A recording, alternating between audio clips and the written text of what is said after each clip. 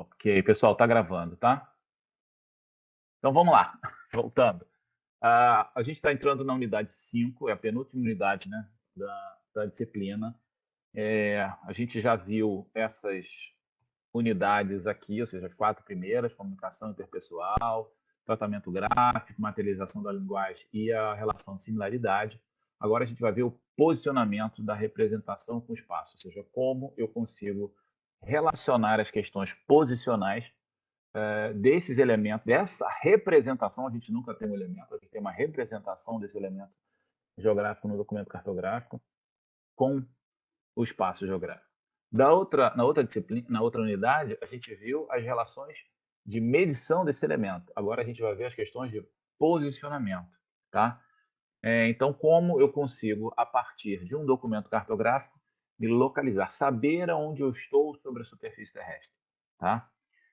Claro, um documento cartográfico é feito para isso, mas o que garante que esse documento cartográfico ajude em como se localizar é através de sistemas de coordenada, tá? Não existe um único sistema de coordenada, existem tipos de sistema de coordenada, e a gente vai ver alguns desses tipos, quais são as suas finalidades. A gente não vai entrar em detalhes de processos de transformação entre esses sistemas, que são processos matemáticos, e muitas vezes hoje a gente tem isso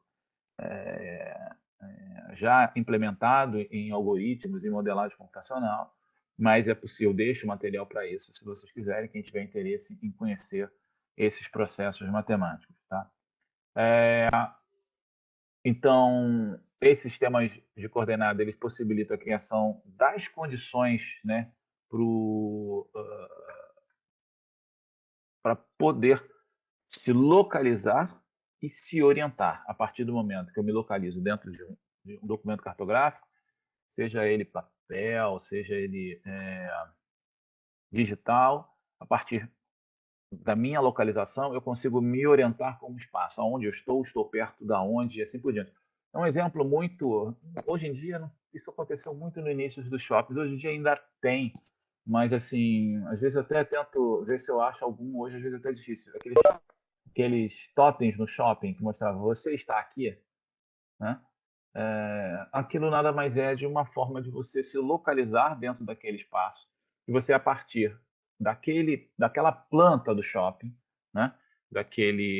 Daquela representação ali do shopping, que não deixa de ser uma representação cartográfica, né?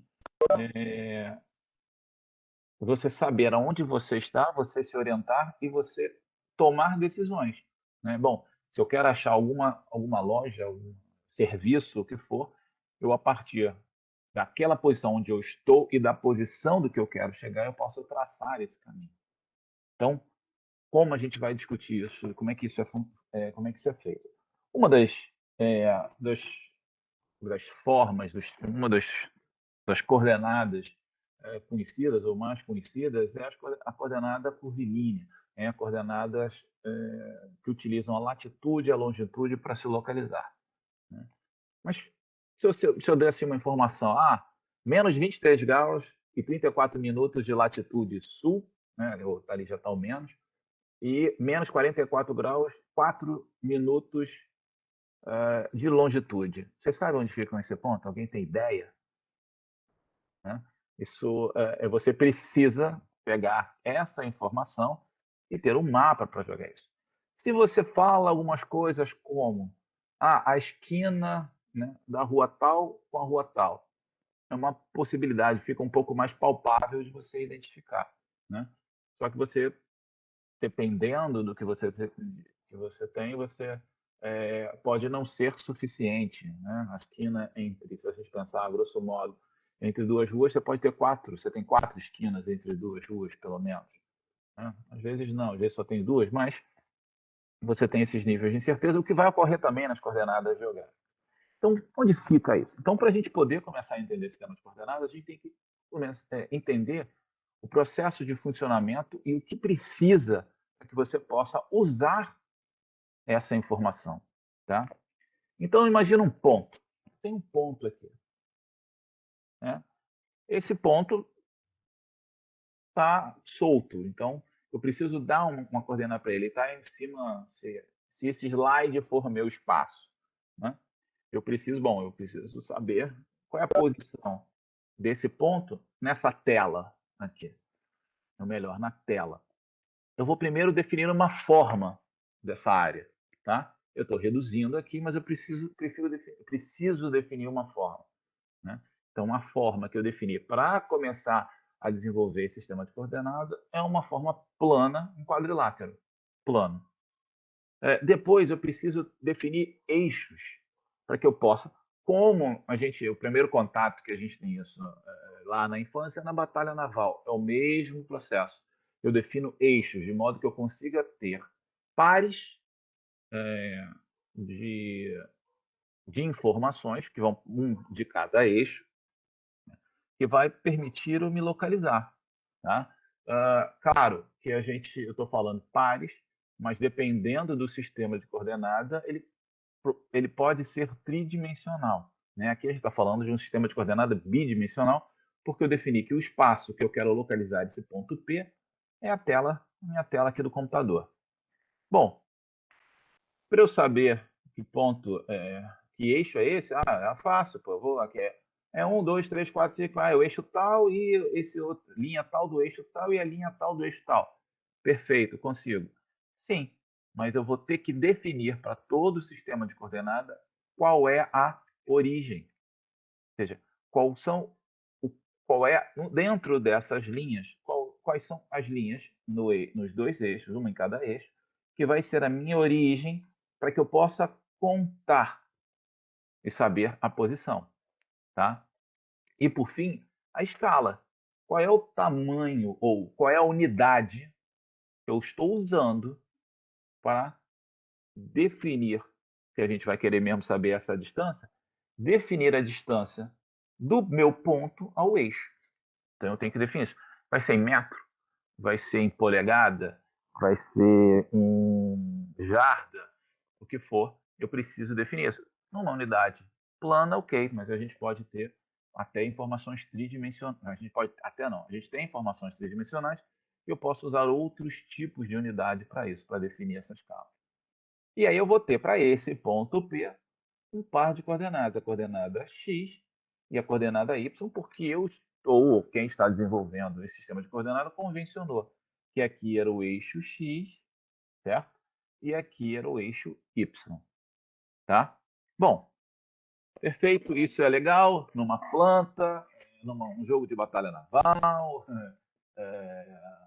ok. Mas como é que eu faço isso para a superfície terrestre? Hã? Meu microfone está parado ou vocês que não estão falando? A gente não está falando. Estamos lhe ouvindo, só estamos quietinhas. A Não, gente só não para está parado. confirmar, que agora tá, depois do início da aula eu fiquei com medo. Tá bom. Então, como é que eu vou definir? Se a primeira questão desse sistema de coordenadas é a forma, o formato da área, se eu vou trabalhar com uma superfície terrestre, que eu vou me localizar sobre a superfície terrestre, eu preciso, no primeiro passo, é definir essa forma. Ok? Então, a pergunta que está muito em vigor hoje, né? Qual é a figura? Não só a figura, mas também o tamanho da Terra. Ela é um disco plano? Né? O que vocês acham? Tem quem acredite, né, professor? E você, o que você acredita? Não, com certeza não é plana. Tá. Sim, mas como é que a gente pode até comprovar isso? Mas a gente vai por passo, a gente vai chegar lá. A Terra, para primeiro de conversa. Isso me fez lembrar um vídeo recente que é do diretor planetário, acho que lá de São Paulo, ele recebe os terraplanistas. Ah, sim. Esse vídeo é muito engraçado, gente. As pessoas são muito loucas. Recomendo assistirem também aquele documentário lá no Netflix, né? Que na verdade, assim, o legal são os testes, que são o mais interessante desse documentário do Netflix são os testes que os terraplanistas fazem que não funcionam, né? Não, o equipamento está com problema. Então, assim, Mas tirando essa questão, né, hilária que a gente tem, assim, primeira coisa que se qualquer um, pô, vem cá, você é geógrafo? Ah, ou quem não é geógrafo, você está fazendo uma especialização em análise ambiental, gestão do território, ou mesmo não sendo geógrafo, já trabalha há muito tempo com informação geoespacial. Se alguém virar para você e perguntar assim, tá, a Terra, qual é a forma dela? Você pode responder da seguinte forma, de uma forma tranquila, sem agressividade. Entendeu? Você pode devolver com uma pergunta. Qual é a forma da sua cabeça? Existe um nome para a forma da sua cabeça? Porque você fala assim, a minha cabeça é esférica. Se a sua cabeça é esférica, qualquer ponto sobre a sua cabeça tem que ter a mesma distância para o centro de massa da sua cabeça. Se isso não ocorre, ela não é esférica. Né? De novo, não é de uma forma truculenta essa resposta. É mais didática. Por quê? Porque a Terra tem o formato dela. A única coisa que a gente pode dizer é que é um formato tridimensional, certo? Mas ele tem um formato dela. O que a gente busca são formas, principalmente matemáticas, que se aproximem a essa forma. Então, se eu vou pegar a minha cabeça, que é diferente da cabeça de qualquer um aqui, no que se refere ao formato, tirando a barba, né?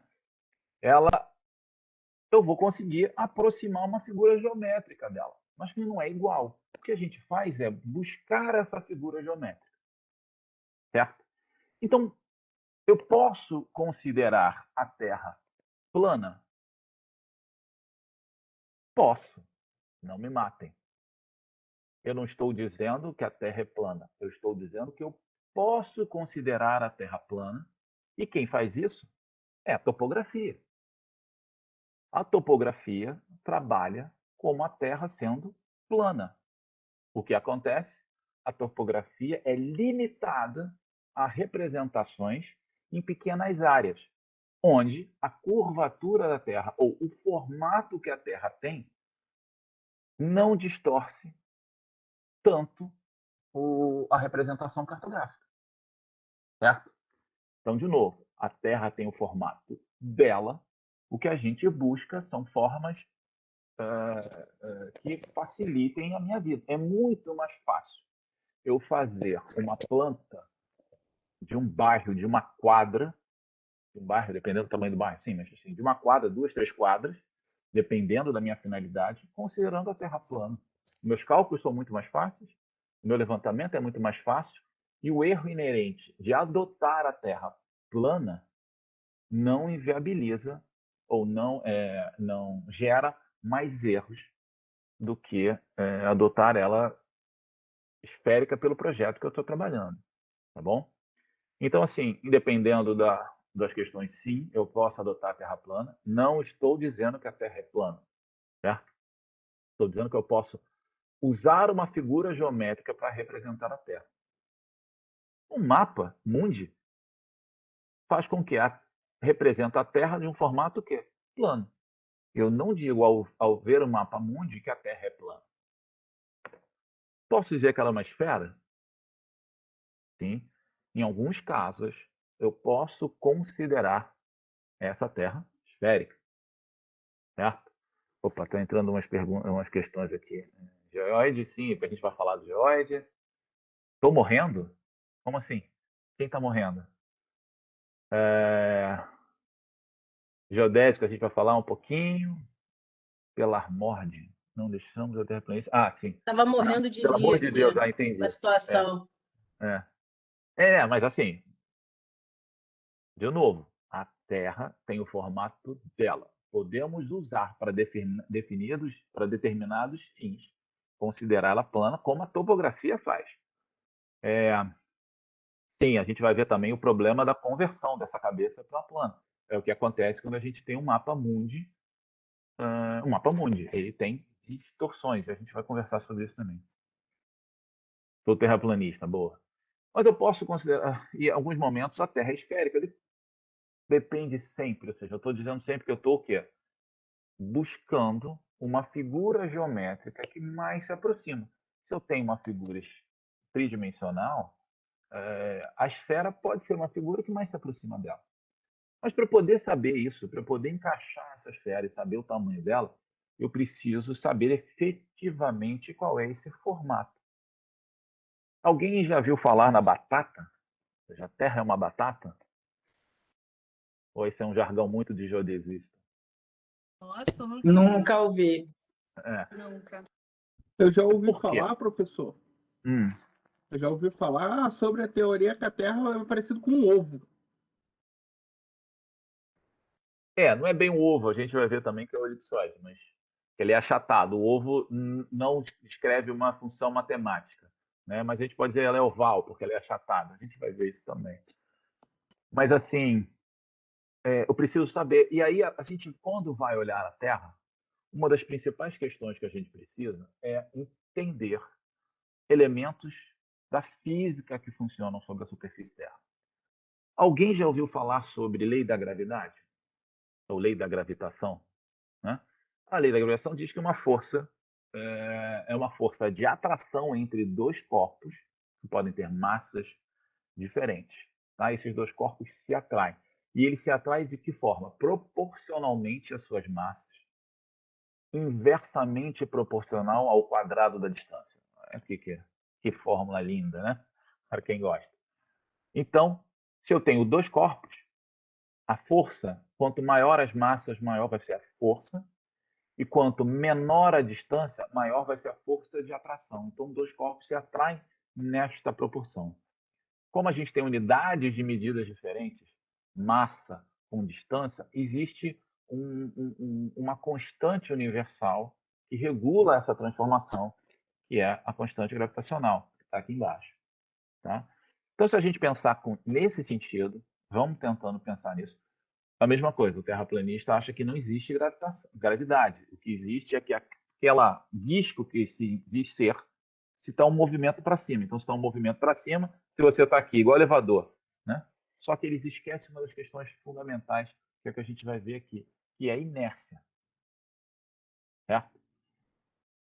Como é que a gente pode entender inércia? Inércia é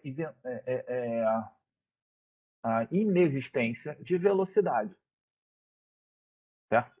Se eu estou parado, desculpa, falei besteira, é inexistência de aceleração, falei besteira. Se eu estou parado, eu não tenho aceleração nenhuma. Se eu estou num movimento uniforme, com a mesma velocidade, eu não tenho aceleração. Por isso que quando a gente está num avião, né, se diz, poxa, como é que pode se girar, a Terra girar numa velocidade absurda e a gente não sentir essa velocidade? Da mesma forma que a gente não sente num avião. Por quê? Porque a gente está movimentando junto com ele e a gente está em inércia. Eu não estou em aceleração em relação ao avião.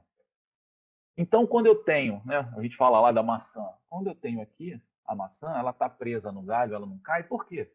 Existe uma força que o galho aplica nessa maçã, que prende essa maçã e zera a gravidade, então ela fica ali.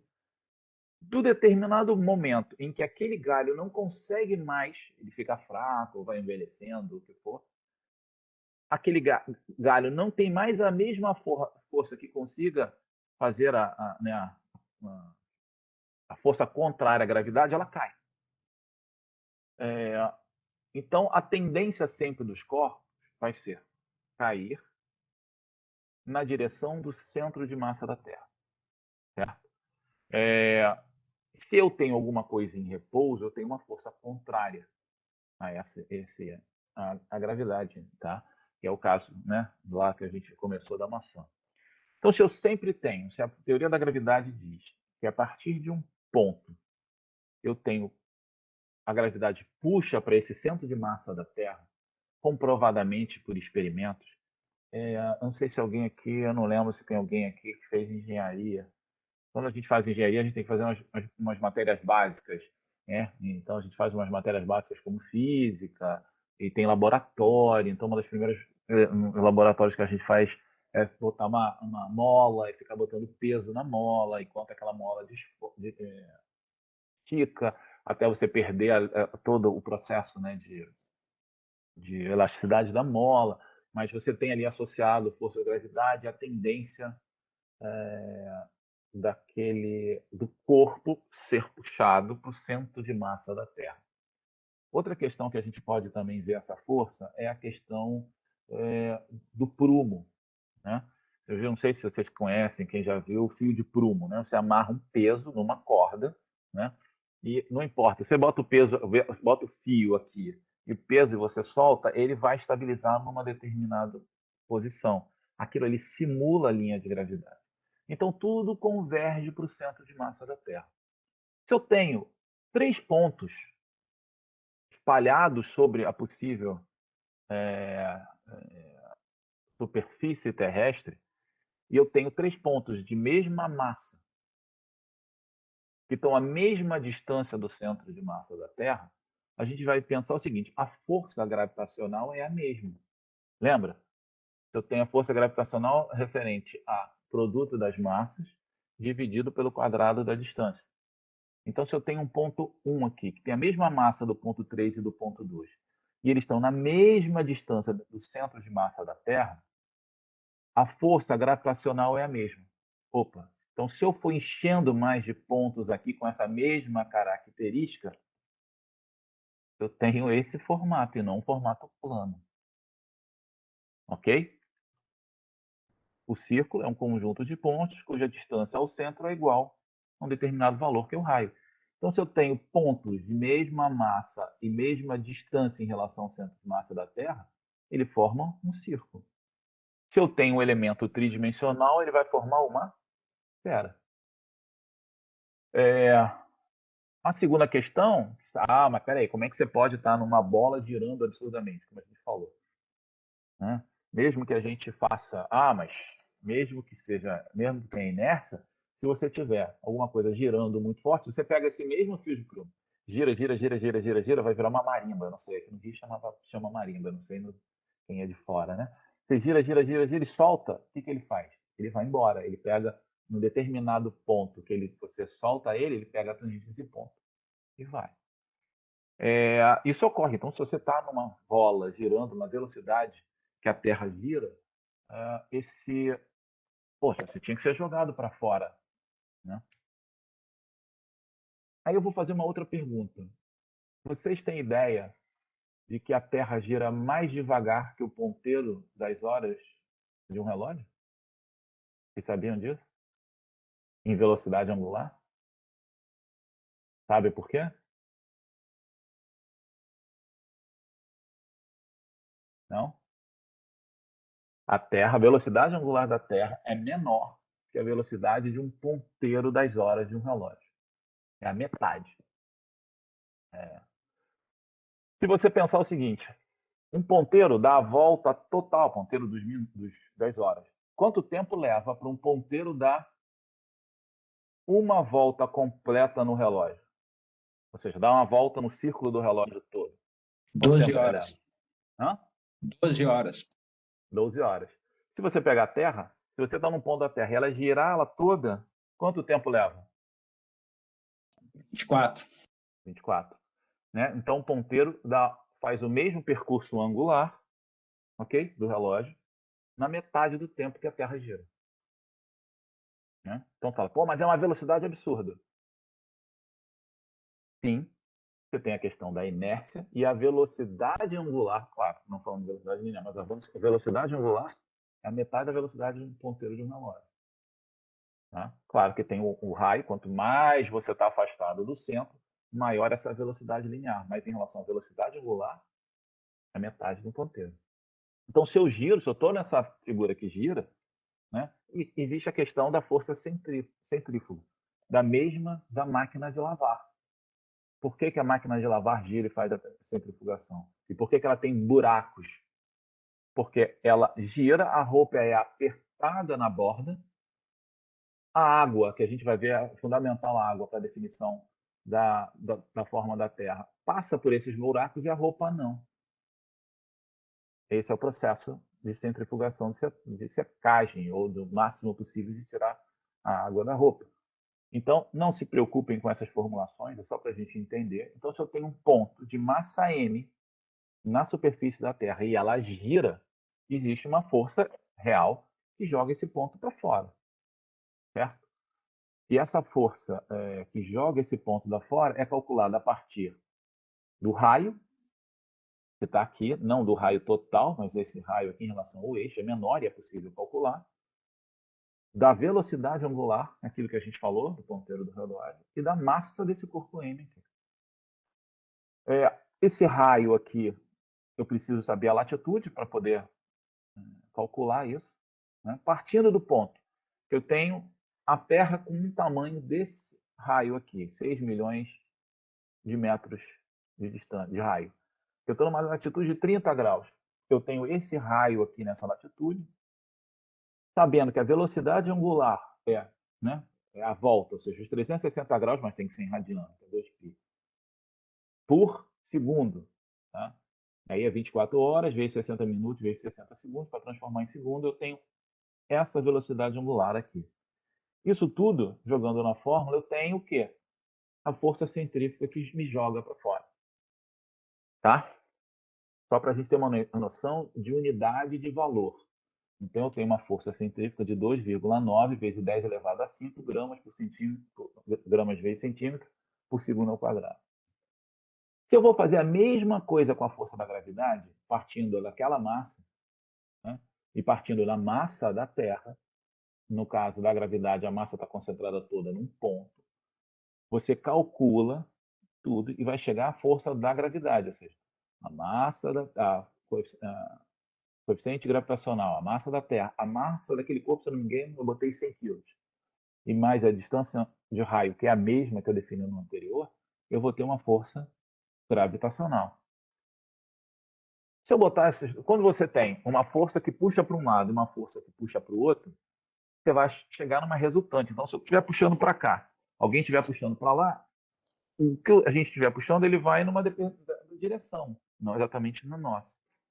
Então, eu tenho duas forças nessa massa. Uma força que joga para fora e uma força que puxa para dentro. Né? Só que, olha só, botando tudo na mesma unidade, a força que joga para fora e a força que puxa para o centro, a força gravitacional, a força centrífuga é 2,9 elevado a 10 a 5 e a força gravitacional é 9,7 elevado a 10 a 7. Ou seja, a força centrífuga é 335 avos da força da gravidade. Então, mesmo a Terra girando naquela velocidade toda, a força centrífuga, a força gravitacional é muito maior do que a força que joga. Tá? João, Oi? esse vetor FC não tinha que ser tangente ao círculo? Não, ele é tangente aqui, ó. Ele é tangente ao plano daqui. Porque ele está rodando em relação. A Terra está rodando em relação. Desculpa, eu falei besteira. A Terra está rodando em relação ao eixo. Então, ela roda em relação a esse eixo aqui. Então, ele é tangente aqui. Entendeu? É tangente a esse raio aqui, ó. Porque eu estou rodando em relação ao eixo. Tudo bem? Eu não estou rodando em relação ao centro. Entendeu a diferença? Sim. Se eu tiver. Como é que eu não tenho assim. Se ele tiver. Eu não sei se eu. Vocês dão. Claro, vocês veem. Se ele tivesse rodando assim, ó. Deixa eu ver aqui. Uma forma, né? Ele está rodando aqui, ó, né? No eixo. Eu não sei, um desenho aqui é difícil. O eixo está rodando. Então, a velocidade é em relação a esse eixo. Então, quando ele gira, ele sai. Sim, eu entendi. Nesse sentido. Ah, tá bom? Beleza? É porque é difícil a gente virtual, assim, se tivesse uma caneta no quadro, acho que talvez fosse mais fácil. Tá bom? Mas entendido isso? Né? Então, esse é o processo de rotação. Se ele tivesse um outro eixo aqui, né, e você estivesse rodando em relação a esse eixo, ele estaria aqui perpendicular aqui, porque seria essa linha de rotação. Tá? Ok? Então, eu tenho esta força e esta força puxando para o centro de massa. Então, na verdade, a força da gravidade, que é a junção da força gravitacional com a força centrífuga, puxa você não para o centro de massa da Terra por causa da força centrífuga. Mas é muito pequenininha, porque a força centrífuga corresponde a 1/335 avos da força gravitacional, né? Então você vê aqui, ó, a força gravitacional é 9,797 e a resultante das duas, que é a força da gravidade, é 9,772, elevado a 10 a 7.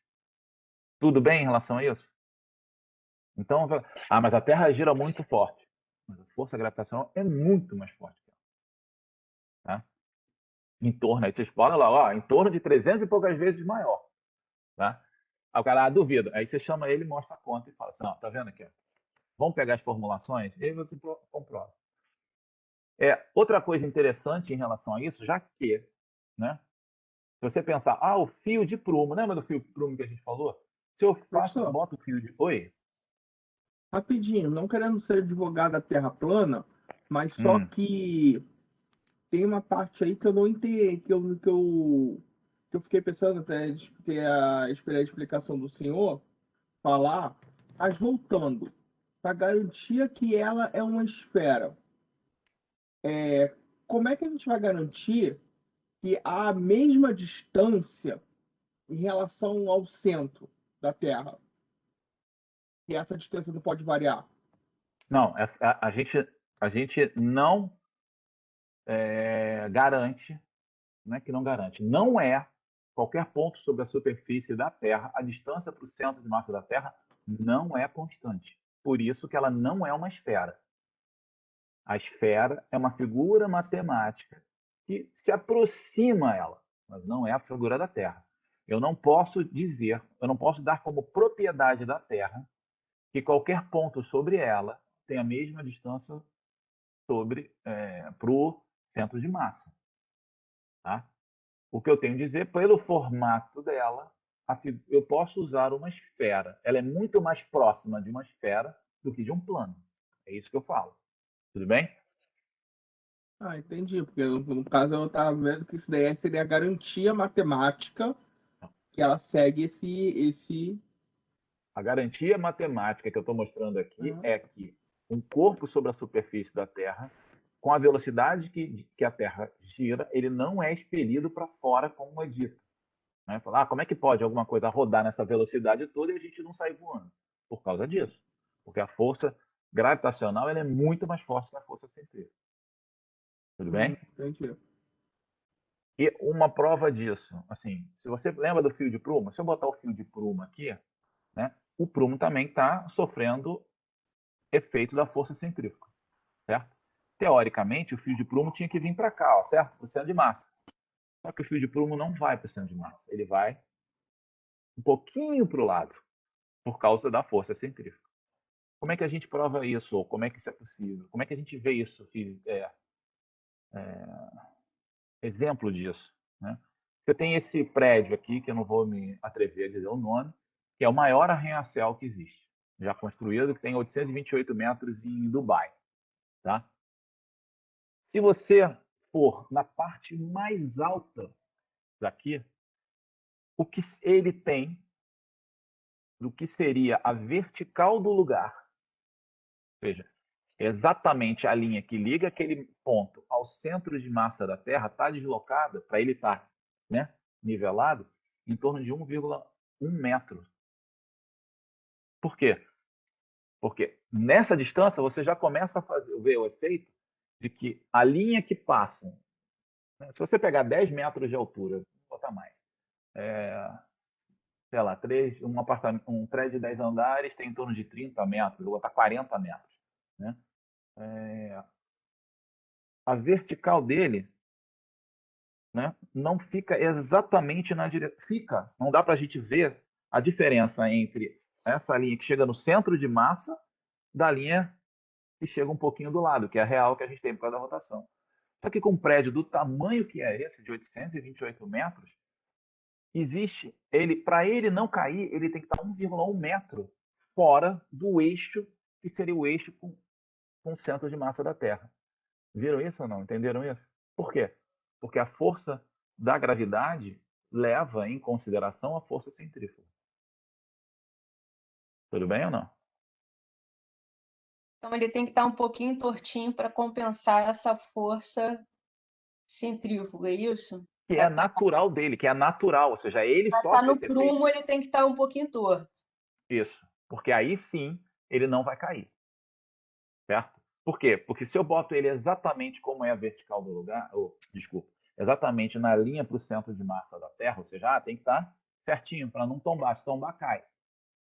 Esse prédio, se percebe a inclinação que tem que ter, que todo mundo tem, só que como ele é muito pequenininho os prédios em relação a esse você consegue perceber essa inclinação de não chegada direto no centro de massa da Terra.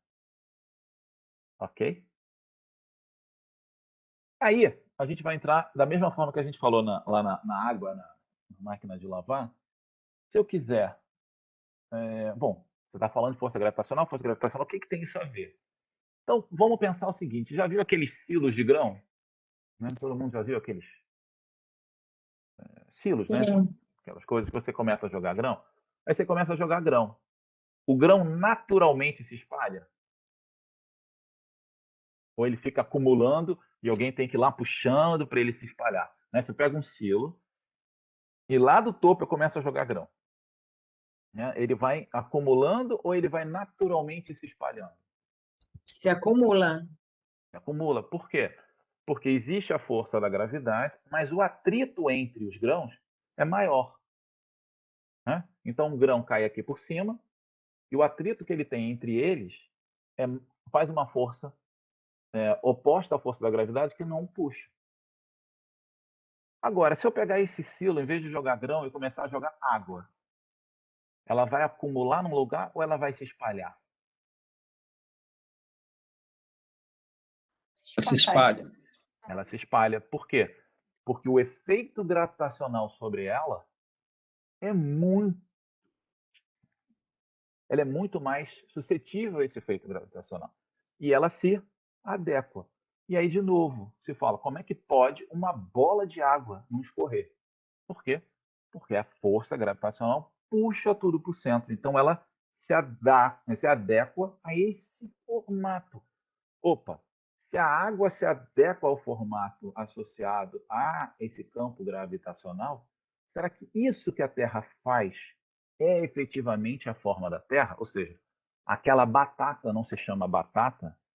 E aí a gente passa a pensar o seguinte: opa, eu tenho um conjunto de figuras que têm o mesmo potencial da gravidade, a mesma força da gravidade. Então eu tenho aqui um potencial da gravidade. Se eu encher de água, ele vai chegar aqui. Se eu botar mais água, ele vai e vai fazer esse formato variando o potencial, não numa figura perfeita, mas uma figura em que se eu andar sobre essa figura, ela tem o mesmo potencial da gravidade. Não muda a gravidade ali. Se eu subir de uma para outra, a gravidade vai mudando. Tá? Então, isso é uma informação física, certo? Da característica da Terra. Então, esse elemento físico que caracteriza a Terra, que é o potencial da gravidade, e se eu definir um desses potenciais como a minha referência, lembra lá na coordenada, sempre tem que definir uma origem? Se eu definir esse aqui como origem, eu vou chamar ele de geóide. O que é o geóide? É uma figura com característica física, não é uma figura geométrica, porque eu não tenho, para ser figura geométrica, eu tenho que ter uma equação matemática. Ela não é. Ela é uma figura que tem uma característica física de quê? Sobre esta figura, o potencial da gravidade é constante. E o elemento na Terra que se adapta a isso é a água. Então, se eu tirar todos os continentes e deixar só a água, ela vai se adaptar a esse. Ela vai se adaptar. Você vai olhar e vai ver pela sua adaptação o formato que a Terra tem. Então, o geóide é uma figura não matemática de característica física que é mesmo potencial da gravidade e se aproxima ao máximo da figura da Terra quando você visualiza o quê? O nível dos mares em repouso. Tudo bem? Não. Então, qual é a figura da Terra? A Terra tem a figura dela. Ok? Agora, existe uma figura que tem uma característica física que pode ser vista, né? Que é a aproximação do nível médio dos mares, que é o geóide. Ao andar sobre o geóide, eu tenho o mesmo potencial da gravidade. Certo? Então, né? Porque você tem a superfície real da Terra, claro que aqui está exagerado, com a parte mais alta, a parte mais baixa, ou seja, Monte Everest, né? A fossa marinha mais profunda. Então, essa diferença de altitude aqui, em relação ao tamanho da Terra, é muito pequena. Então, muitas vezes, quando se olha lá do espaço, que não são fotos armadas da NASA, mas quando você olha do espaço a Terra, ela parece lisa. Certo? Por quê? Porque as imperfeições, os formatos que a Terra tem, dela própria, do formato dela, como a gente tem do nosso rosto, quando se vê lá de cima, são poucos detalhes. Você não vê esses detalhes. Tudo bem? E aí a água se adequa aqui a essa componente gravitacional. Opa, então eu já estou muito próximo de uma figura da Terra. Tá, então a Terra tem o formato dela, mas a forma que mais se aproxima dela é o geóide, que é uma potencial da gravidade. Beleza. Mas eu preciso medir sobre essa figura. Preciso medir, é o que a gente quer muitas vezes. Medir área, medir distância, medir, determinar a posição. Opa, o geóide não serve para isso, porque ele não possibilita a geração de uma equação para definir essa posição e essas medidas. Então eu vou buscar uma figura matemática para isso. A Terra é uma esfera. A esfera é uma das figuras matemáticas possíveis de serem usadas para representar o formato da Terra. Certo? Então, qual é essa figura matemática que melhor se adapta a isso? Tá? Então, essa figura é a rotação de uma elipse no seu eixo menor. Né? Aí, quando se falou, eu não lembro quem falou do ovo. Né? O que se fala em relação ao ovo? Porque a elipse é o quê? É uma figura tridimensional, uma figura circular, né? Em que qualquer ponto sobre a superfície dela não está na mesma distância para o centro como da esfera está. Ela tem um eixo maior e um eixo menor. Tá? E aí você tem essa diferença. Ou seja, o eixo maior é diferente do eixo menor. Depois, no final da aula eu falo. E aí, como ele é uma figura matemática, eu estou falando ainda de uma elipse, uma figura bidimensional, eu tenho uma equação matemática para ela. Que me diz o quê? Se eu tiver uma coordenada x, eu sei, obrigatoriamente, eu tenho que ter uma coordenada y. Porque ela me implica isso. Então, se um ponto tiver aqui em x, ele vai estar um ponto em y. Opa, mas eu posso ter em dois lugares diferentes. Sim. Por quê? Porque é uma equação de segundo grau, está elevada ao quadrado. Né? Então, raiz quadrada de 4, né? Ou seja, desculpa, raiz quadrada não, a potência ao quadrado de 2, que dá 4, ela pode se chegar por 2 vezes 2 ou por menos 2 vezes menos 2. Você consegue chegar dos dois jeitos. Até que lá na forma de Bhaskara você tem aquele mais ou menos b. É exatamente por causa disso. Você pode. Essa equação possibilita de eu achar um ponto x ou y, não importa, sobre a superfície, tá? Nesse lugar ou nesse lugar. Só que como a Terra ela é tridimensional, o que eu vou fazer? Eu vou pegar essa figura e vou rodar no seu eixo menor. Vou girar ela. E ao pegar uma figura e girar, eu tenho uma figura tridimensional.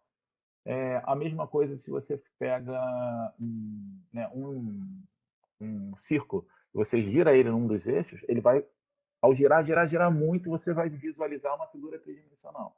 A mesma coisa aqui. Ou seja, você vai girar e você vai ter uma figura tridimensional, onde você vai ter um terceiro eixo. Só que neste caso, esses eixos são iguais. E aí eu tenho uma equação da elipse. Antes da gente continuar isso aqui, só para se vocês quiserem, eu eu botei lá no Google Classroom, eu boto algum material, eu vou botando alguns materiais complementares. Eu não sei se vocês viram, eu botei lá uma questão de unidade de medida, conversão de métodos por causa da escala. E eu tenho algumas também aulas em relação a isso, para como se chega, como comprova que isso aqui, e outras que eu vou falar mais à frente. Quem quiser interessado, eu posso ir botando lá, quem quiser olhar, e vídeos também. Tá? Tem um vídeo de um marceneiro assim, mostrando como é que ele desenha uma elipse, puramente geométrico. A partir dos focos dela, das distâncias, ele desenha uma elipse. Eu posso fazer isso matematicamente, ou eu posso fazer isso através apenas geometricamente de desenho. Depois eu posto também esses vídeos que são interessantes para você, como é que é possível desenhar. Desenhar uma esfera é fácil, né? Você pega um ponto central, pega um barbante, um compasso, que tem uma abertura única não, constante, e eu desenho. E uma elipse. Né? Então, a partir do eixo maior e do eixo menor, como se desenha isso? Partindo de uns princípios matemáticos. Eu vou postando isso, vocês vão ver. Tá? Tudo bem? Então, aquele ponto, lembra lá no início que a gente falou aquele ponto P, de um sistema de coordenada, uma figura plana? Vamos tentar trazer isso para a superfície terrestre. Tá? Então, aquele ponto P, eu vou ter que definir a minha figura. Eu vou definir que a figura que esse ponto P tá, é um elipsoide. Tá? Por quê? Porque é a figura matemática que mais se aproxima da figura da Terra. Qual é a figura da Terra? A dela. Não existe um nome para a figura da Terra. O que você tem são figuras que mais se aproximam. A figura matemática é o elipsoide. A figura com a característica física que mais se aproxima da Terra, que é o potencial da gravidade, é o geóide. E eu vou usar essas duas figuras nos processos de mapeamento. Tá bom? Então eu tenho a forma, eu vou ter que definir os eixos, e aí eu vou definir eixos por paralelos e meridianos, certo? São linhas imaginárias, né? Não sei se eu dou uma definição mais à frente disso. São linhas imaginárias, os paralelos são círculos e os meridianos são semicírculos. Na verdade, os paralelos são círculos e os meridianos são semi-elipses, mas a gente pode detalhar isso mais à frente se vocês quiserem. Eu defino as minhas linhas, os meus eixos, tá? Que vão ser os paralelos e os meridianos. Vou definir a origem. Opa, qual vai ser a minha origem? A origem vai ser um paralelo aqui, que vai ser o maior. O paralelo, o Equador, que vai dividir a Terra em duas partes. Os meridianos, por essa construção, eles são todos iguais. Os paralelos não. Conforme você vai andando para o polo, os paralelos vão diminuindo de tamanho. Então, eu escolhi o maior. Os meridianos, por partirem sempre dos polos, eles são todos iguais. Então, eu vou convencionar um. Talvez, se hoje fosse definir o meridiano origem, pode ser que ele passasse em Nova York. Na época, foi definido em Greenwich, no Reino Unido. Mas existiam dois. Existia, né, o meridiano de Greenwich e a linha rosa, que era em Paris. Né? Até que em determinado momento, dentro se convencionou que vai ser o meridiano de Greenwich. Ele até, se você pensar tecnicamente, ele até é uma das melhores opções, por ele ser usado também nas questões de fuso, por causa do movimento de rotação da Terra e tudo, porque o antimeridiano dele, o seguinte, que é a famosa linha de mudança de data, ela corta muito poucos países. Né? Se você fosse botar em outro lugar, seria muito pior. Quem quiser alguma relação com a linha rosa no livro ou no filme, quem queira, do Código da Vinci, uma das questões eles falam é a linha rosa, que era a linha de referência, era o meridiano de referência que passava em Paris, né? Mas foi adotado Greenwich em Londres. Tá? Bom, então eu tenho aqui as minhas origens. Agora eu vou ter que definir o quê? A escala e as minhas coordenadas. Eu vou usar uma escala angular. Por que eu vou usar uma escala angular? Porque esse ponto aqui, né, eu vou definir que a longitude dele, esse ponto, em relação, ele está aqui, tá? Ele está fora da figura. Ele não está encostando na figura, ele está mais acima. É a interseção do plano do Equador, que está nessa cor aqui, e do plano do meridiano, que tem esse ponto. Aí eu vou fazer uma pergunta para vocês. Quantos meridianos existem? Quem acha? Quem tem ideia? Ué, infinito. Perfeito. Infinitos. Né? O que a gente vê desenhado são só para facilitar, porque ele não existe na realidade, são linhas imaginárias. Né? É só para você ter uma ideia da sua forma. Mas aonde tiver um ponto, tem um meridiano passando. Se eu estou aqui e eu mudo para cá, eu tenho um meridiano passando. Em um paralelo. Tá? Desde que eu saia do mesmo, não posso ficar na mesma linha norte-sul. Então eu tenho quanto infinitos. Não é uma unidade inteira. É um elemento contínuo, uma informação contínua. Então, naquele meridiano, não importa que tiver aqui, o ângulo entre esses dois planos, né? Imagina uma tangerina, você tira um gomo, vai ficar aquele formato ali, é isso. Esse ângulo aqui é a longitude. Tá ok? Convencionalmente, ele mede de 0 a 180, ou seja, ele dá a volta para oeste e para leste. E aí eu vou dizer, eu posso ter duas coordenadas de 30 graus de longitude? Sim, só que eu vou dizer se ela está a oeste ou a leste de Greenwich. Tá bom? Latitude é a mesma coisa, algumas diferenças, mas é o mesmo princípio. A partir do plano do Equador e do plano do meridiano aqui né?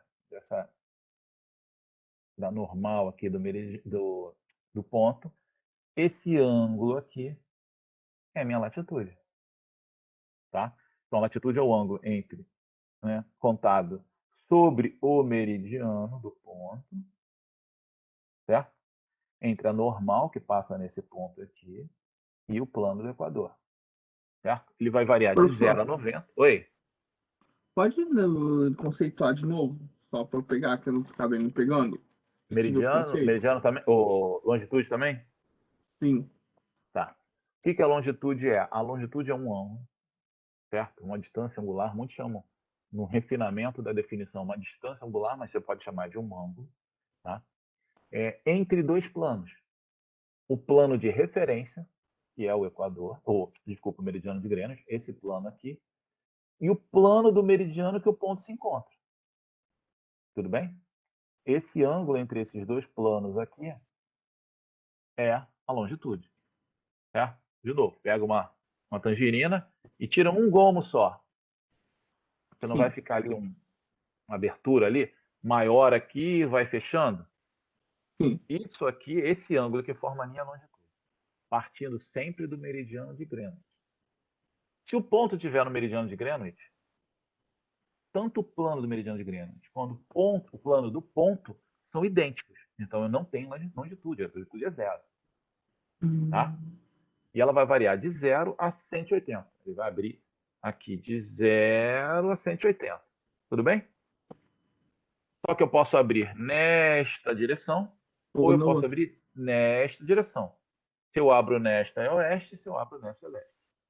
Tá? O que me confundiu aí, no caso da longitude, é que o ângulo ele teria que estar em cima do Equador, né? Sim.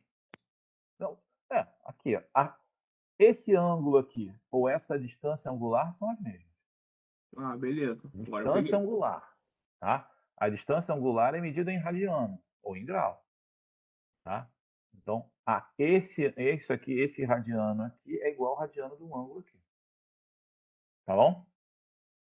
Show. E a latitude eu tenho o plano do Equador e eu vou subindo ao longo do meridiano até o ponto. Esta abertura aqui é a minha latitude. Certo? Plano do Equador e vou subindo. Opa, é a latitude. Tá? Posso ser para cima, que é uma latitude norte, ou para baixo, que é uma latitude sul. Tudo bem? Tudo bem. E aí? Mas e esse cara aqui que não está exatamente sobre a superfície da Terra? Né? Eu estou ali, eu tenho latitude e longitude, qualquer ponto sobre a superfície da Terra. Mas um avião que não está exatamente sobre a superfície da Terra, ou um projeto de uma mina, que também não está sobre a superfície da Terra. Ok? Então eu tenho... eu tenho que ajustar esse desenho aqui, não ficou muito bom ali, eu tenho que ajustar esse ponto aqui. Esse outro ponto, ele vai ter também o quê? Uma altitude, que a gente chama de altitude elipsoidal. E a distância desse ponto até o ponto que se encontra na superfície terrestre. Deixa eu fazer uma coisa aqui, rapidinho. Aqui. Deixa eu ver se eu consigo aqui. Oh, meu Deus.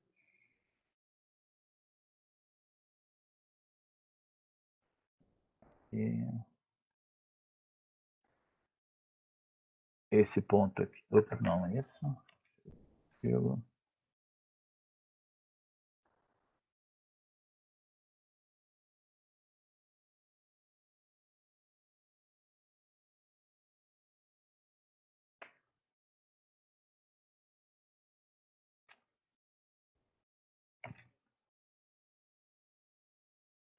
Só para não ter dúvida disso, esse ponto está aqui e esse ponto está aqui.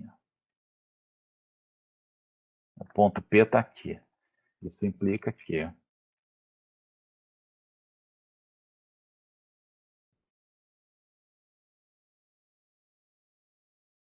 aqui, nesse caso aqui, também, isso aqui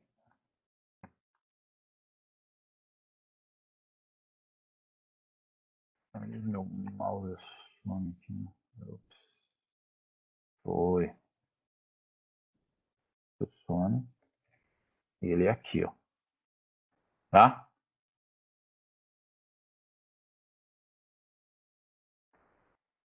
Tudo bem? Tá? E aí, vamos lá. Então, deixa eu voltar aqui para minha tela. Então, esse ponto aqui, só que... E esses caras que estão aqui? Eu tenho que ter essa altitude elipsoidal aqui.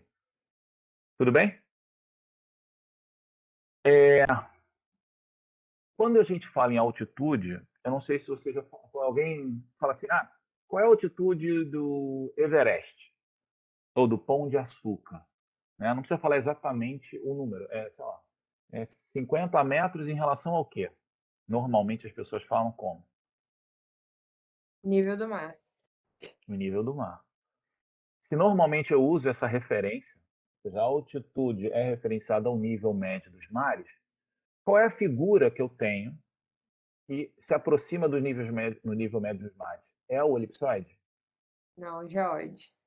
Geóide. Então, quando eu falo de altitude, eu tenho a altitude que a gente chama ortométrica, é aquela associada ao geoide, é a altitude com característica física, tá? Vertical do lugar. Tudo aqui no desenho está exagerado, tá, pessoal?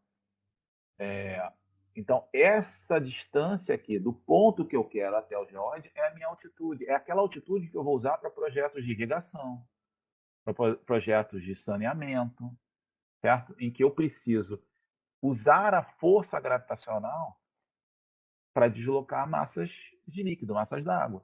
Então, se eu vou fazer um projeto de irrigação, eu vou botar... Normalmente, as caixas d'água são em cima, para que a água desça. E a água sofre o efeito da força da gravidade. Ok? Então, ela vai seguir, vai se posicionar dentro de um mesmo equipotencial, sendo que o equipotencial de referência é o geóide. Quando a gente faz isso aqui, eu estou definindo que essa altitude, por isso que eu estou chamando elipsoidal, é uma altitude em cima de uma figura matemática, que não me dá garantia, aqui, ó, não me dá garantia de ter uma característica física. Então, se eu usar essa altitude, pode ser que, apesar de eu saber que o desnível está para cá, a água vá para o outro lado. Você sabe como eu consigo obter essa altitude elipsoidal? E muita gente usa essa altitude elipsoidal, calcula essa altitude e faz errado nos seus projetos. Por quê? Da onde ela tem essa altitude?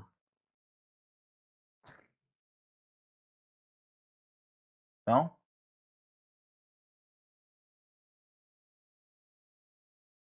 Do GPS. O GPS, por todo o processo de posicionamento, utilizar de formulações matemáticas de equação, ele faz todo o posicionamento sobre a superfície da Terra em cima do elipsoide. Então, quando ele me calcula uma altitude o quê? Elipsoidal. Muito cuidado. Eu faço todo um levantamento com GPS, inclusive de altitudes. Eu não vou ter altitudes com característica o quê? Física. Pode ser que se eu tiver num projeto de irrigação, de qualquer coisa, ou de cota de inundação, eu vou definir uma cota de inundação para um projeto ambiental aqui, a cota de inundação vai ser tanto. Pode não ser.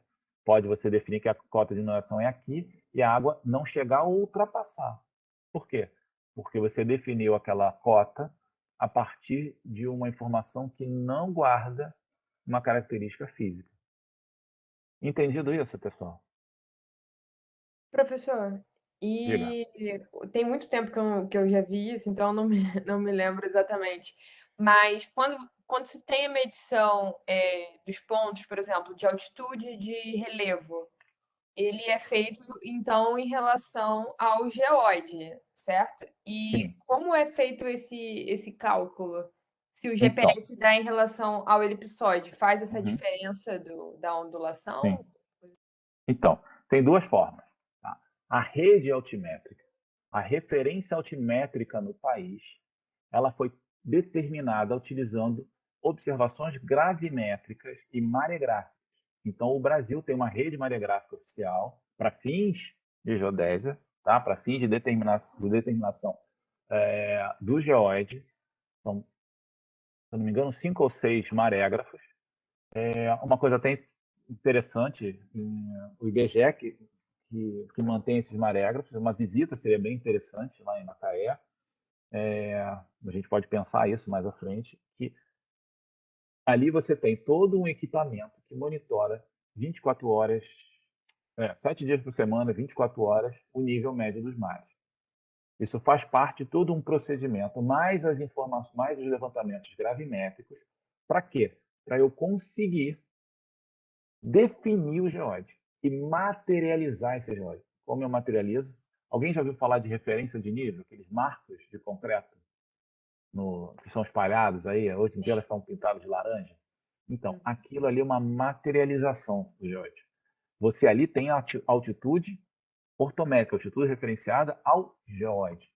Então, todas as cartas topográficas, quando vão definir a sua referência altimétrica, partem dessa rede, não partem de GPS, tá bom? E Beleza. posso partir de GPS? Pode. Alguns países já estão nesse processo, já estão com isso implementado, que é isso aqui. Ó. Repara, existe aqui o que a gente chama de ondulação geoidal, ou seja, a diferença das duas. Se eu sei a diferença das duas, se eu meço a altitude elipsoidal, que é muito mais rápido, e eu tiro essa diferença aqui, eu tenho ortométrica, tudo bem? Então, se eu tiver modelos com essa informação, isso facilita muito a minha vida. Existe. O Brasil tem o modelo geoidal do Brasil. O que esse modelo geoidal faz? Ele mostra essa variação, essa diferença entre as duas altitudes por processo de interpolação. Então, se eu meço uma coordenada aqui no sul da Bahia, aqui, ó, ele vai fazer esse processo de interpolação e vai corrigir essa altitude que eu determinei com o GPS. Tá? Por que eu disse que tem países muito mais que tem isso muito mais implementado do que outros? Porque existe uma quantidade de observações gravimétricas muito maiores de países menores. Então, você fazer um modelo geoidal desse, medir gravimetria na Espanha, em Portugal, que tem territórios pequenos, e que você pode ir em todo o território, não que no Brasil não possa, mas você tem facilidade em todo o território, é uma coisa. Uma outra coisa é você fazer um modelo geoidal no Brasil desse tamanho e com áreas de difícil acesso. Porque você precisa entrar, você precisa, antigamente, para os processos de medição na Amazônia, você tinha que ver clareiras gigantes para você poder descer helicóptero e medir. Né?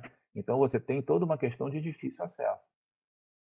Hoje, você tem isso também em modelos globais. Só para a gente não entrando muito em detalhes, mas para vocês terem uma ideia, os modelos geoidais, os Professor, modelos... Oi. Rapidinho, só para sedimentar melhor aqui no cérebro. Então, esse mapa que você está mostrando dessa altura geoidal é a altura real, né? A Fazendo diferença essa entre as alturas. relação entre é a É a diferença entre a diferença. altura real e a altura E a- da elipse. do GPS. Isso, que o GPS dá. Tá? Com essa diferença, você pode pegar essa altitude que você mediu no GPS, ao fazer botar essa correção, você traz ela para uma altitude com característica física. Tudo bem? Tá? Tá, tudo bem.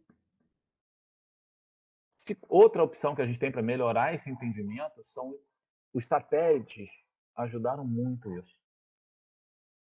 Qualquer tipo de satélite, seja de posicionamento, de imaginamento, de clima, de telecomunicações, não importa. Por quê?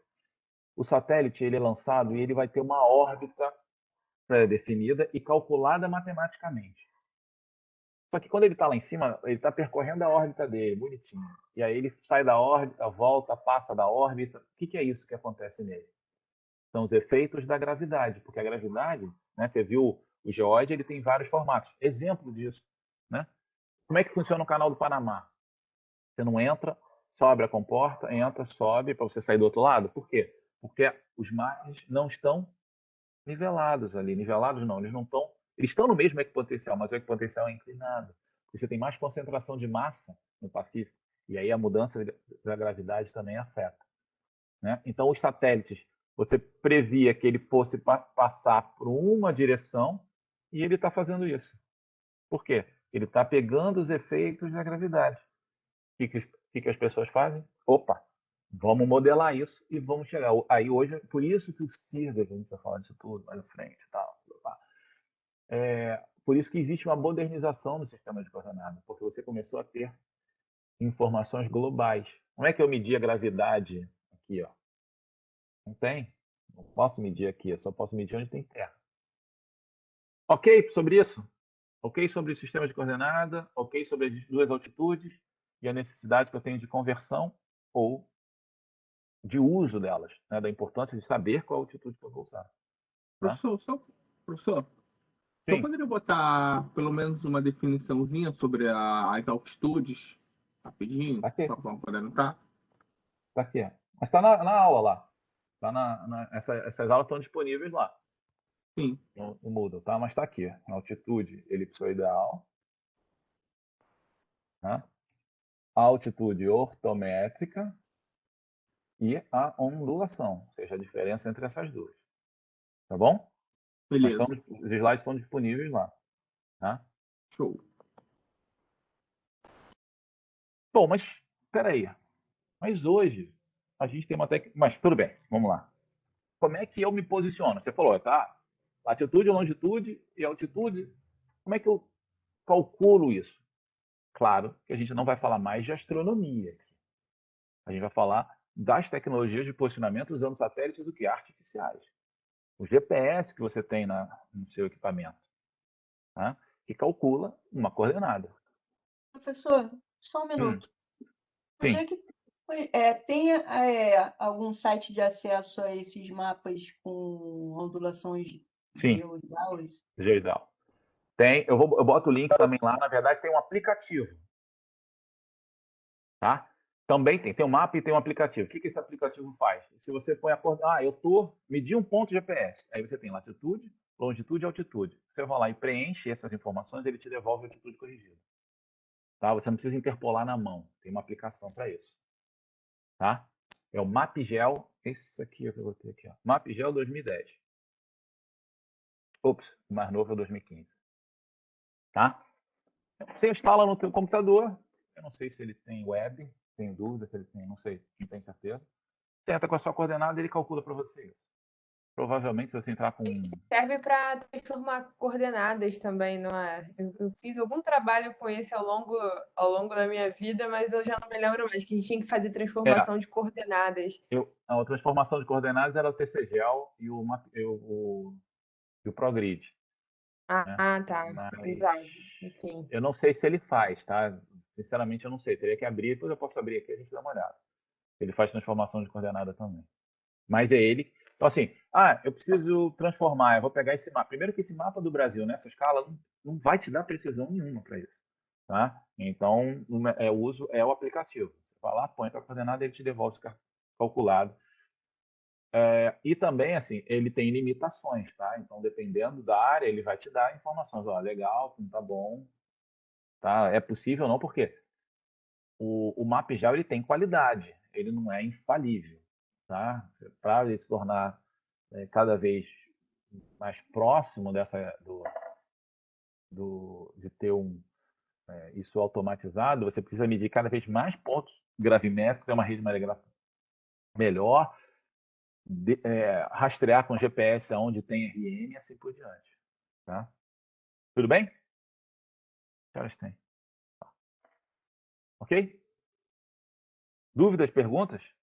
Até aqui, no que se refere à coordenada, posicionamento, forma da Terra.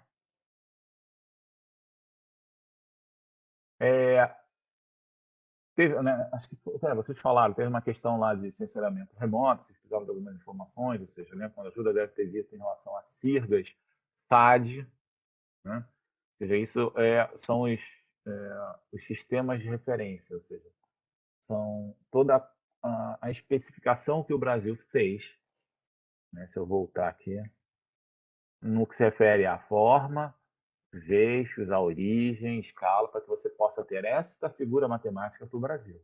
Tá? Como os sistemas hoje são globais, eles... Então deu alguma coisa. Oi? Não ouvi.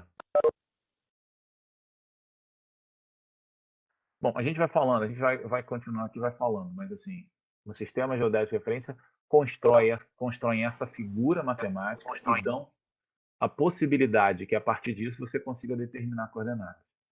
Hoje você faz a determinação de coordenadas por GPS. A gente não vai falar de astronomia, não faz sentido a gente falar de astronomia. Observação de estrelas, né? De sol e assim por diante. A gente não vai entrar nisso. O que a gente fez, né, com o posicionamento geodésico por satélite artificiais? A gente trocou.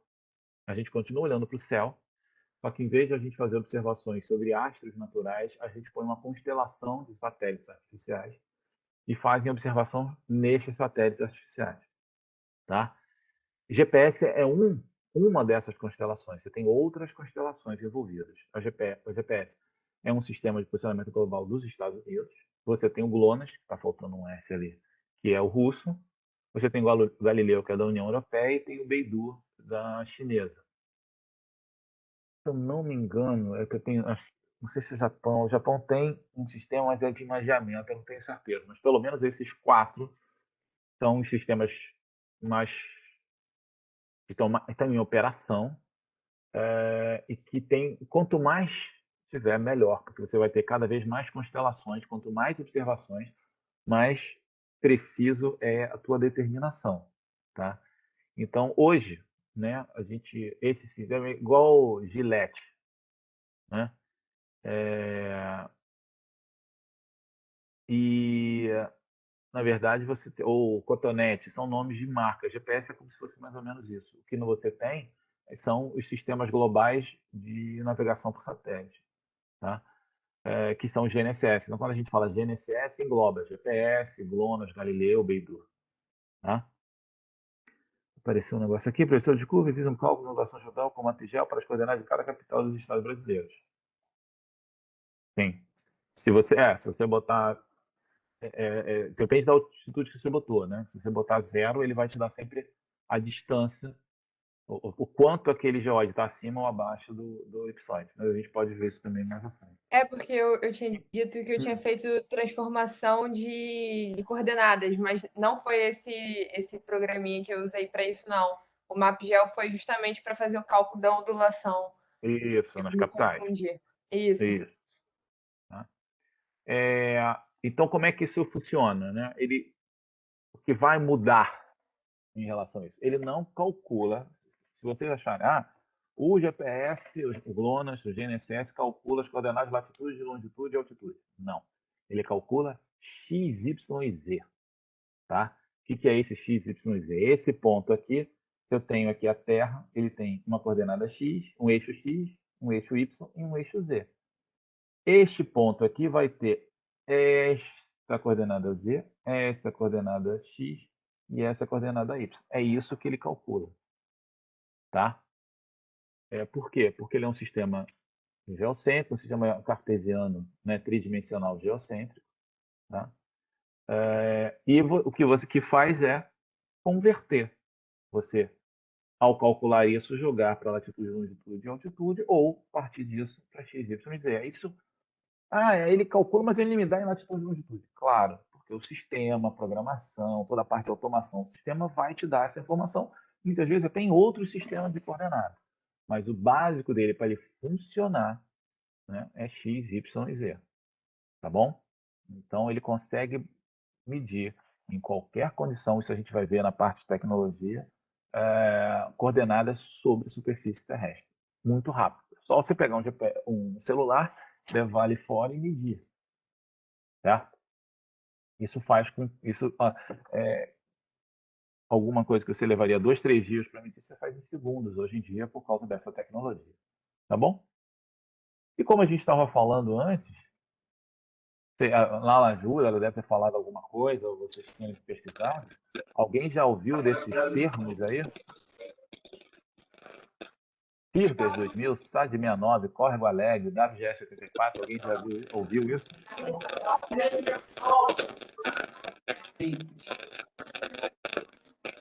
E é tranquilo ou é complicado quem já viu? Mais ou menos. Mais ou menos. Mais ou menos. São sistemas de referência, né? Sim. Sistemas de referência geodésicos adotados ou já adotados no país. Né? Então, hoje, o sistema de referência geodésica adotado no país é o CIRDES 2000.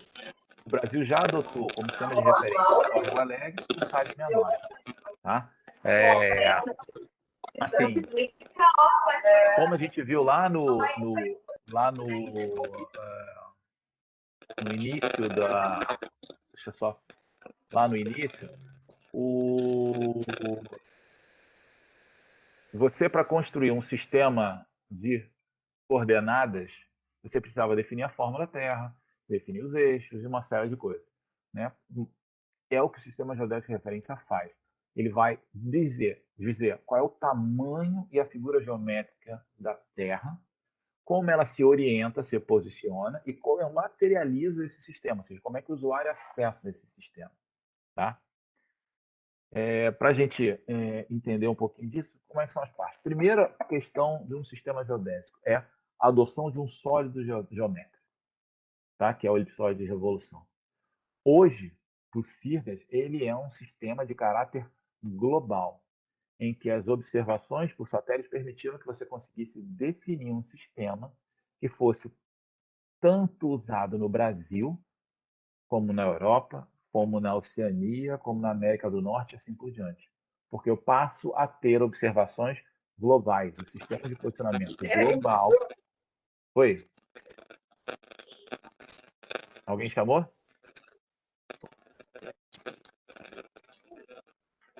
Não?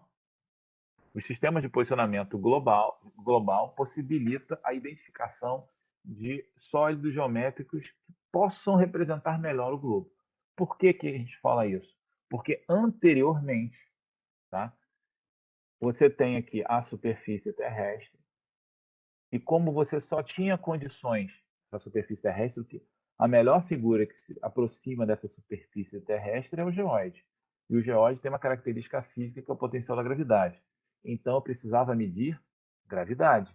Precisava ter uma rede gravimétrica. Né? E aí, se eu estou na América do Sul, eu sou no Brasil especificamente, eu só tenho como medir gravidade onde eu estou. Aí eu consigo saber bem ali o geóide, mas eu não consigo saber ele de uma forma geral.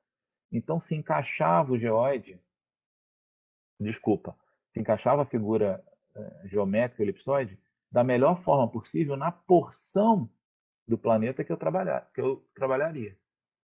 A Europa fazia a mesma coisa, e por consequência, cada uma tinha uma figura diferente. Ou adotava figuras diferentes. Tá? Tudo bem? Isso só minimizou quando? Os satélites. Lembra lá a questão lá da força-gravidade? Então, eu tenho um satélite que lá pelas leis de Kepler diz que tem que ter a órbita dele é elíptica, com um dos seus centros de massa, um dos focos, né? Centro de origem, um dos focos. Ele faz isso matematicamente bonitinho, uma figura geométrica. Só que não. Conforme ele vai andando, essa órbita muda. E aí eu passo a entender a gravidade do globo como um todo, não só na porção de terra que eu trabalho.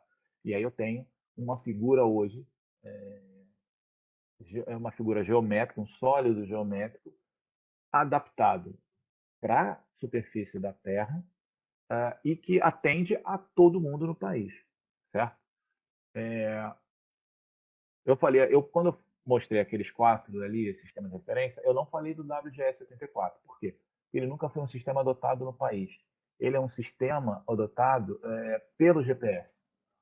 Só que o sistema adotado pela GPS, por serem sistemas globais, eles são iguais. Então, mesmo que eu use GRS-80, que é o do CIRGAS, e use WGS-84 no GPS, eles são iguais no que se refere a tamanho e forma, origem, tudo. Tá? Por quê? Cada vez mais são sistemas globais. Então, o sistema geodésico vai definir isso. Qual é o tamanho da Terra, qual é a origem, né, desse sistema de coordenada, a posição, para que eu possa medir. Quando eu mudo de um sistema para o outro, quando eu saí de SAD 69 e fui para o CIRGAS, eu mudei toda a minha referência. Então, se eu pegar um ponto que foi determinado em SAD e botar no mapa em CIRGAS, ele não vai cair no lugar certo. Por quê? Porque as origens e a figura são diferentes. Certo? Imagina o seguinte, você vai comprar um ingresso num teatro. Aí você vai comprar um ingresso e você vai lá escolher o assento. Você comprou a fileira A, número 7 e número 9, porque normalmente é padronizado, né? Que você tem a partir do centro, né, do palco, você tem pares e ímpares. Então, você vai comprar, você já sabe, eu quero o A, porque é a primeira fileira, mas um pouquinho para o lado eu quero 7 ou 9. Beleza. Só que quando você chega lá no dia, eles mudaram a configuração. Continua sendo A, B, C, D, só que é 1, 2, 3, 4, 5, 6. Ou seja, quando você chegar, vai ter uma pessoa entre o casal. Concorda? Você comprou a 7 a 9 e o 8 está no meio. O que quando ele comprou era diferente a estrutura das coordenadas. Né? A metodologia de definição das coordenadas. Quando você troca um sistema de coordenadas, você sai do SAD 69 e vai para um CIRGAS 2000, você mexe na estrutura que define as coordenadas. Tá? E aí você precisa o quê? Aplicar uma transformação. Você tem que pegar aquela coordenada em SAD e transformar aquela coordenada em CIRGAS. Ok? Tem alguns eventos que ocorreram, se eu não me engano, eu não estou com ele aqui. Eu acho que eu não botei ele aqui. Não. Em que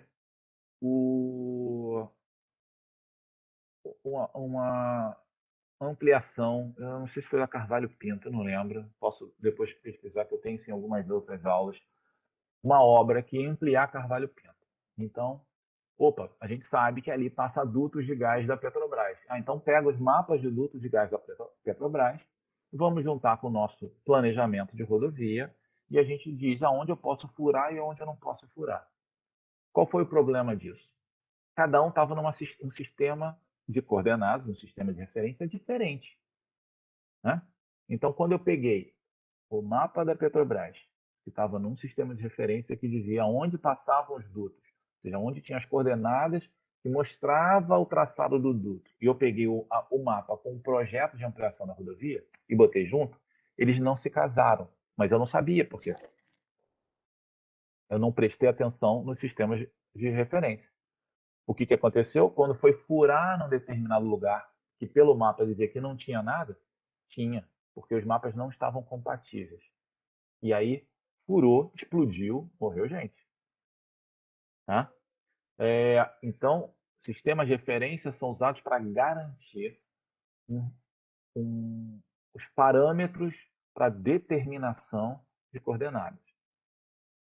Posso trocar? Posso. Tudo evolui. Ninguém tem mais telefone daqueles discados em casa.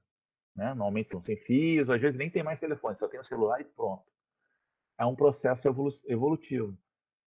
As formas de determinação de coordenadas evoluíram e os sistemas de referência têm que evoluir para atender isso. E qual é essa evolução? São os sistemas de posicionamento. Hoje, não se determina a coordenada por astronomia, se determina coordenadas utilizando GPS. Né? Aqui é um exemplo de um GPS geodésico, um GPS de alta precisão. E eu materializo isso tudo através do quê? De pontos sobre a superfície terrestre. Tá? O funcionamento do GPS, e aí, se eu estou usando essa tecnologia nova, em contrapartida a um sistema que determinou tudo em astronomia, eu tenho que trocar esse sistema para um sistema que atenda essa tecnologia hoje de posicionamento do GPS, GNSS. Né? Então, eu tenho que me adaptar a esse sistema. Então, todo o processo de determinação de coordenadas hoje é utilizando sistemas de navegação global por satélite. Ok?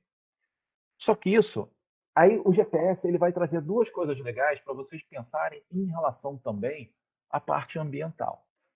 Tá? Primeiro, todo esse processo de cálculo, ele trabalha com o sinal que sai do equipamento, sai do satélite e chega no equipamento.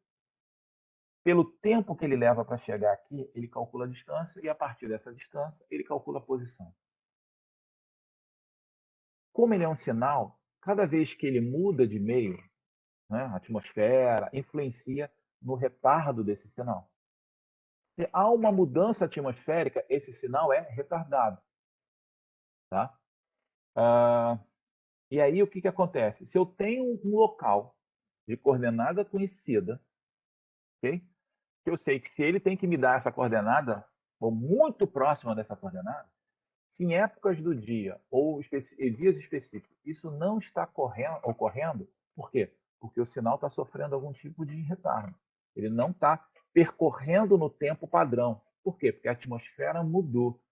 E existem estudos de uso, tem um laboratório específico disso na Universidade de Presidente Prudente, que estuda, a partir das observações dos sinais do GPS, do GNSS, de uma forma geral, a modelagem da atmosfera. E, a partir disso, prever mudanças atmosféricas, que podem influir em chuvas, alguma coisa nesse sentido que eu não saberia detalhar. Então, apesar dele ter sido todo construído para atender a determinação de coordenadas, se pode usar ele para outros fins. Por quê? Porque eu posso modelar aquele sinal, o tempo de propagação desse sinal, que deveria ser um, que está chegando com outro tempo. Tá bom? Ok? Outra questão é o seguinte: os sistemas passaram a ser geocêntricos. O que é isso? Antes, os marcos, aqueles marcos que a gente viu aqui, esses marcos aqui, eles eram construídos, e são construídos até hoje, né, na superfície terrestre, e um deles era a referência do sistema, ou seja, a origem do sistema. Tá? Hoje, com sistemas de GPS, a origem desse sistema é o centro de massa da Terra. O que muda? Vamos ver se eu consigo fazer aqui. Espera aí. Eu vou pegar uma folha aqui, vamos ver se dá. E uma tampa. Se a origem do meu sistema de coordenadas está em cima da Terra, espera aí, vamos tentar, calma aí. Ver se ele fica. Né? Não sei se vocês... deixa eu tirar aqui a... Espera aí. Como é que eu tiro isso aqui? Tá... Mais... Exibir, câmera... Deixa eu ver se é aqui. Alterar plano de fundo. Isso, pronto. Agora vocês vão conseguir ver, aplicar, ver melhor. Superfície terrestre. O marco origem das coordenadas está sobre a superfície terrestre. Caiu. Vou botar assim. Ver se vai. Está aqui o marco. Está dando para ver, mais ou menos? Difícil, né? Tá ali. Não, dá sim, dá para Né? ver. Ele é a origem.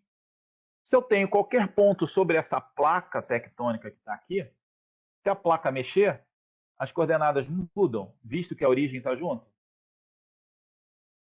Hein? O que vocês acham? Parece que sim. Não, professor. Não, mexe. está movendo tudo junto, o sistema Está todo. movendo tudo junto. Ou seja, o ponto de origem está aqui, o 0, 0, vamos chamar de 0, 0, está aqui. Então, qualquer outro ponto que esteja aqui continua tendo a mesma distância, mesmo que a placa mova. Ok? Ah, sim. Agora, como ele é geocêntrico, essa origem passou o quê? Ao seu centro de massa aqui da Terra. Tá? A placa mexe, as coordenadas mexem. Certo? Se a placa subir ou descer, esse ponto, essa origem, percebe esse movimento que você não percebia antes. Ok? Então, uma rede geodésica que monitora 24 horas por dia, 7 dias por semana, a gente tem uma rede chamada Rede Brasileira de Monitoramento Contínuo. Acho que já chegaram a 200 estações espalhadas pelo Brasil, se eu não me engano, 100 e pouco. Elas monitoram permanentemente. Então, hoje, eu sei para onde, com muito mais precisão, para onde as placas estão movendo. Tá? Isso aqui é o desenho desse deslocamento. Esse aqui são todas as estações com o equipamento GNSS no Brasil, né? Que tem o Centro de Combinações CIRGAS, que calcula para a América do Sul, ele fica o Brasil que faz esse cálculo todo, e você sabe os vetores de deslocamento da placa tectônica. Repare como isso é muito maior, onde você tem a cordilheira, e muito mais, e cada um para um lado. Ok ou não? Olha aqui, ó. Isso aqui é uma Professor, estação... e qual é o equipamento que mede isso? Como é que é feito isso? É o GPS. Por que acontece? O GPS, vamos botar lá em 2000, ele determinou uma coordenada, certo? A placa andou. Quando ele determina a coordenada de novo, é uma outra coordenada. Porque andou, certo? Aí daqui a um ano, claro, ele vai medindo isso todo dia. E aí ele vai vendo o quê? O deslocamento de coordenada por coordenada, na verdade, de cada 15 segundos que ele calcula. Você tem dados a cada 15 segundos para que você possa calcular uma coordenada, certo? Na verdade, você tem a cada 15 segundos, você precisa de um quantitativo dessas observações, e a partir desse quantitativo de observações, você define uma coordenada. Você pode tirar uma coordenada por dia. Então, você tem essa rede desde 93. Olha aqui, ó. Vou ver aqui, tá. Não, outra coisa. E aí você vê, você calcula esse deslocamento, para onde está indo. Então, aqui são os deslocamentos em milímetro, né, dessa estação. Ou seja, aqui, se eu não me engano, está, ó, 6 elevado a menos 5 metros por ano. Elevado a menos 5 dá menos de milímetro, né, por ano. Em 10 anos, e assim vai. Tá? E você consegue ver para onde essa placa está se deslocando. Tudo bem? Não só para onde ela está se deslocando, mas percebendo se ela tiver algum movimento específico. O Japão tem mais de 1000 estações monitorando o território, por quê? De novo, a cada momento você calcula uma coordenada. Essa coordenada começa a mover muito. Opa, está tendo algum movimento. Vai ter algum abalo que dá um alerta. Então, um sistema que foi desenvolvido para... Na verdade, se a gente for pegar o GPS lá atrás, desenvolvido pela Força Aérea Americana e pela Marinha Americana, foram desenvolvidos para quê? Para monitorar a tropa. Era essa a ideia. Certo? Míssil, você saber exatamente de onde ele está, de onde ele sai, o percurso que ele vai fazer, para onde ele vai chegar. Você levou isso para cunho civil, para mapeamento, para posicionamento. Hoje você tem isso nas aplicações de celular e para aplicações científicas. Monitoramento de alterações da atmosfera, movimentação de placa, determinação de abalos ou de inícios ou possíveis indicadores de abalo. Ok? Tudo bem, não? Hã? Sim. Então, assim... Oi, diga. Então, observa, durante muito tempo o sinal sofria um atraso, né, estratégico dos Estados Unidos para evitar que o posicionamento se tornasse generalizado. Sim. Era o código, era o CA, se eu não me engano, já não, era aleatório, alguma coisa. Acho que era CA, não lembro. Poxa, isso aí foi governo Bill Clinton, cara. Isso indica muito a nossa idade, cara. A não ser que você tenha lido só num livro, mas assim, isso foi há muito tempo, realmente. O sinal vinha embaralhado. Então, um equipamento que hoje, né, um GPS hoje tinha erro, hoje tem um erro cada vez menor, mas assim, menor do que 8 metros. E aí existem outras questões envolvidas no celular, que é a triangulação das antenas de transmissão, uma outra coisa, mas assim, uma determinação absoluta tem em torno de, vamos botar aí, 9 metros, 8 metros de erro. Esse sinal que vinha na época embaralhado, acho que era o CA, se eu não me engano, ele gerava um erro de 100 metros. Você ter coordenadas GPS com erro de 100 metros. Né? Depois foi vendo que não fazia muito sentido ter esse erro e as aplicações práticas foram sendo utilizadas. Claro, tinha esse erro de 100 metros, desde que ele não fosse pós-processado. Você, ao pós-processar ele, você baixava esse 100 metros para centímetros. Né? E tinha restrições de uso, ou seja, só os países aliados tinham acesso ao sinal sem embaralho da fase, da portadora, alguma coisa nesse sentido. Tá? Eu lembro que eu estava fazendo um trabalho de campo na época que estourou a guerra do Kosovo. E simplesmente a gente ficou sem sinal de GPS. Simplesmente, assim, não conseguia medir. Porque eles começaram a direcionar, ainda tinha uma constelação muito pequena, eles começaram a direcionar os satélites para aquela região, para as operações militares. E foi foi um pouco, acho que uma semana, alguns dias, eu não lembro muito bem.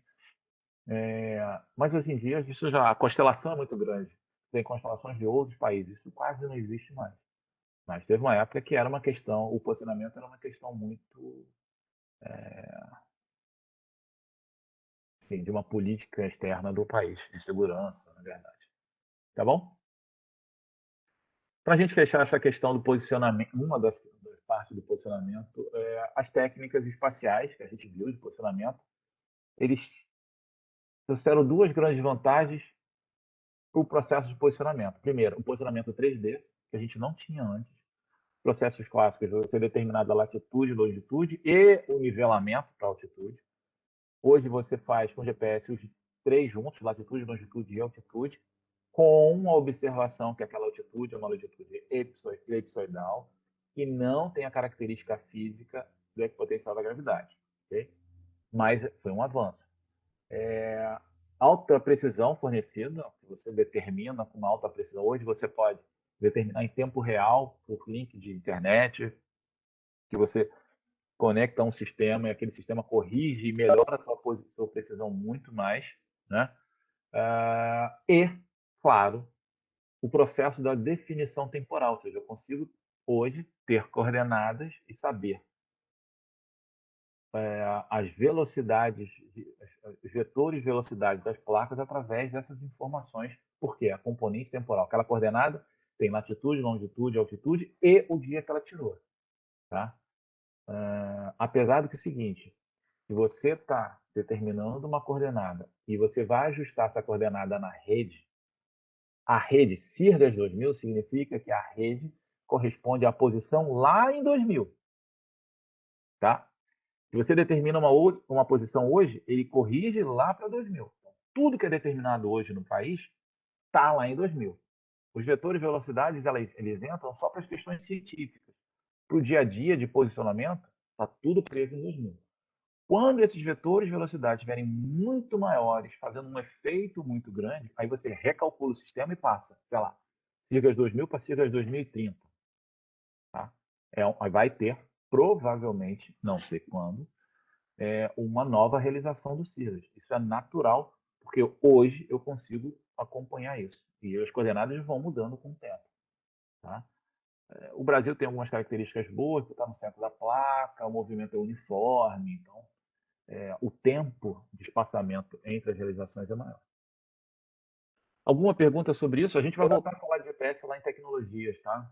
Mas com foco hoje em posicionamento. Alguma pergunta? Não? Por enquanto, não. Ou por enquanto, acabando a disciplina, hein? Cuidado com por enquanto. Tá bom. Então, só para a gente fechar hoje, uma introdução para o que a gente vai discutir ainda. Essa unidade, como eu falei, essa é a maior unidade, a gente ainda vai ter que falar um pouquinho dela na próxima aula, né? E é a questão que já foi mencionada, alguém aqui mencionou ao longo do chat. Tudo bem, o problema é pegar essa cabeça e planificar, desenhar ela. É o que a gente vai ver. Ou seja, né, como é que eu pego essa superfície tridimensional, que tem um formato tridimensional, eu posso aproximar ela de uma figura geométrica, ou uma esfera, ou um elipsoide, dependendo do que eu quero de precisão, e botar ela nesse formato plano. O que acontece? Como é que eu faço isso? Aí a gente entra isso na próxima aula. Tá bom? Eu queria ver só algumas coisas com vocês rapidamente. Tá? Deixa eu só parar aqui de transmitir. E aí eu vou parar a gravação também.